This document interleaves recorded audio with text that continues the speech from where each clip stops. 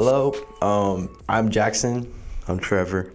and our topic for growing pains is smart devices.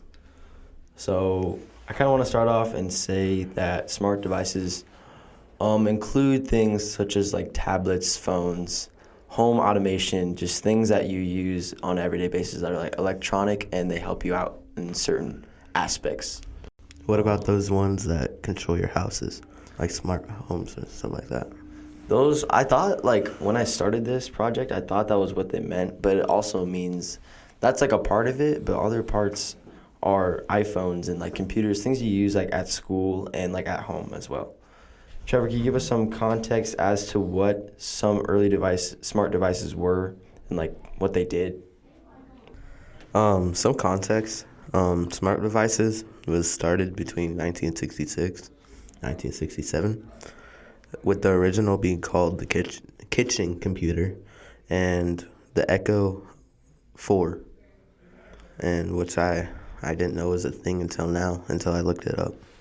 Yeah, I did some background information, and the Echo 4 help with things such as like temperature in your house and like lights and stuff, which was like pretty advanced for the time. Like it was the 1960s. You don't really get that type of stuff. You can really see that type of stuff like today, but it's like a lot more advanced. Just like that idea, that concept of like a home automation in the 60s seems like so modern. It seems crazy. Was it voice control? It was not voice controlled. I don't think they did voice control until like Alexa and Google in like the 2010s. I'm pretty sure. Yeah, let's go to Alexa. All right. Alexa and stuff. I think that definitely started like again, as I said, in like the 2010s, and they like provided more like ways to like interact with like other devices and other things around your house. So yeah, you usually a lot of people like have Alexas nowadays, and you can ask it to do a lot of stuff now. Like I remember at the beginning, it just gave you like information and stuff, but now it can like control the things in your home, like lights and stuff, and it seems really cool. Yeah, like since then they also brought out like the Google, and like just I remember like the first one was like huge, like it was tall, Yeah, and yeah. Now they made it like mini Alexa and then big Alexa too. you said it came out in 2010s, right? Pretty sure. Yeah, the exact date was November 6th, which is actually today, 2020 or 2014. So exactly 10 years ago it came out today. That's insane. And yeah, it was alongside the Echo, Amazon Echo, and they all came out at the same time basically. All right, before we go to like more of the modern things, I kind of want to step back and go towards like the timeline. The timeline of these smart devices and their purposes and stuff. After the Echo 4 came like a lot of early home automation things such as X10. It's one of the first widely adopted home automation protocols, and it introduced these home automation devices to be controlled by remote, which was very revolutionary at the time. Do you have any other examples, Trevor? Yeah, so in the 2000s, we saw the emergence of early thermostats that allowed people to like remotely control it, like your phone, too, and heating and cooling systems like air conditioning, stuff like that. This also came with the Amazon Echo we talked about earlier, but it also came with the new competitor Nest, which I didn't know that they would be able to compete with Amazon and stuff like that, because obviously they have like everything. So that's pretty cool. I think I saw a Nest in your house. Is that correct? Yeah, that's correct. Thank you. Yeah, on that topic, I wanted to kind of like see how has it affected you like today and just in general. Like you were saying, I have one in my house that obviously it helps a lot, but like how has it affected it?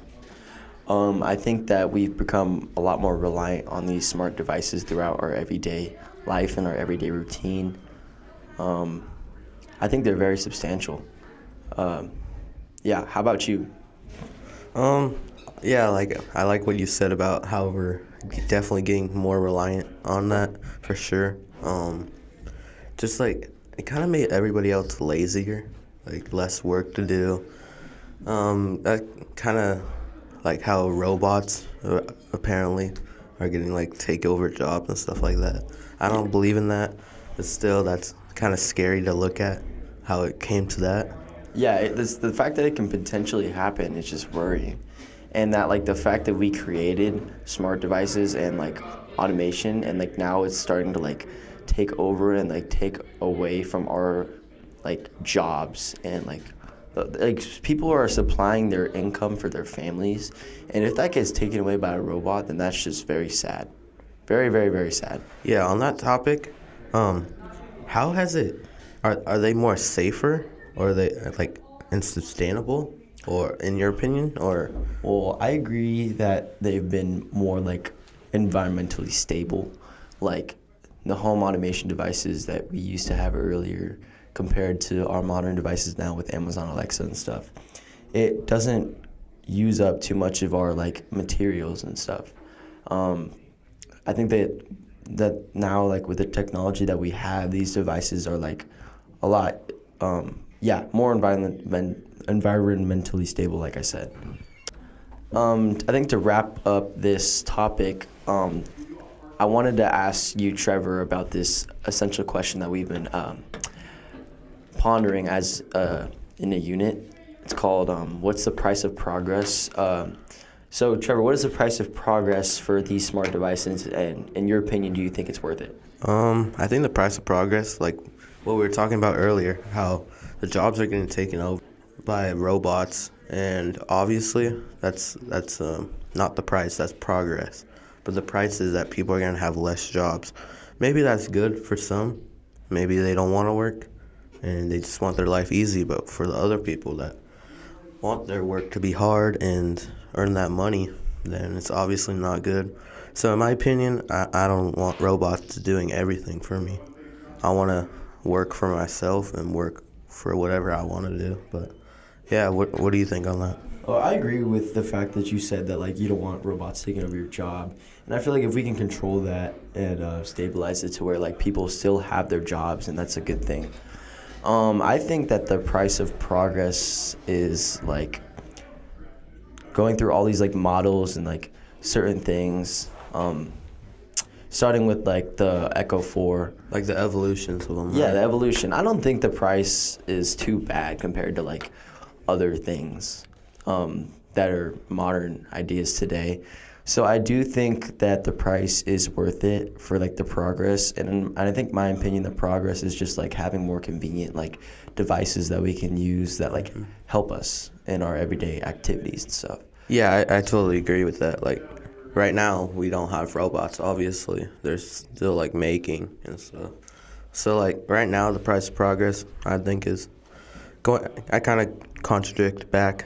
Like, I said no earlier, but that's also for the future. I'm thinking about the future. But, like, right now, I think we're in a good state. Like, it hasn't gone too over the limit, like, how we need to, like, stop it and stuff. But I think it's good right now. Yeah, 100%. I agree. I think this wraps up our discussion our podcast. Thank you guys for listening, and I hope you hear from both of our perspectives. Thank you. Yeah, have a great day, guys.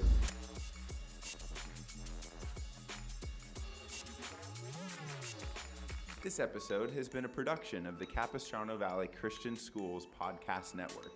Capistrano Valley Christian Schools is a Christian JK through 12 school in San Juan Capistrano, California.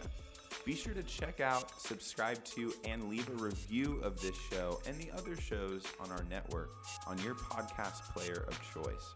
Doing so supports the school community in a multitude of ways. For more information about the CVCS Podcast Network or any of our other shows, check out cvcs.org or email podcasts@cvcs.org. On behalf of the whole network, this is Mr. Jasper saying thank you again for listening, and stay tuned for more.